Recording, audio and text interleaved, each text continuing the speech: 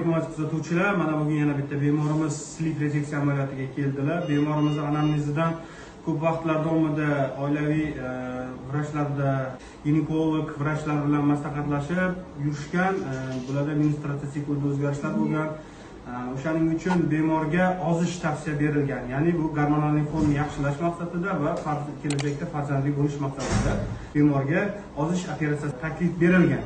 Bemorimiz bizga murojaat qilgan vaqtlarida 154 kg veslari bilan 53U1 indeks massa telasi, mana ko'rishingiz mumkin qorinning kattaligi mana. Hozir bemorimizga slip rezeksiya amaliyotini o'tkazamiz. Bizni kuzatishda davom eting. Rahmat.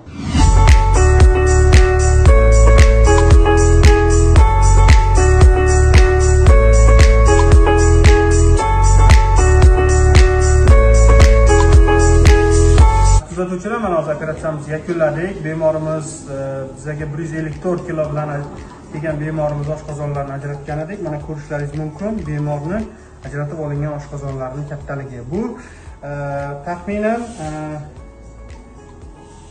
40 santimetrlarga yaqin oshqozonlari, mana katta. Havo jo'natib biz buni shishiramiz. Maxsus apparat bilan tikkandan keyin germetikmi, yo'qmi o'sha narsani tekshirish uchun qilinadi bu amaliyot ko'pincha. Mana ko'rsatsangiz bo'ladi.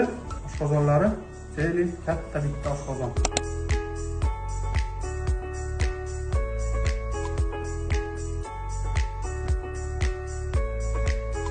Operatsiyamiz oxirgi bosqichini ko'rsatmoqchiman. Mana hozir ko'rishimiz mumkin oshqozonni ajratib olingan qismi mana.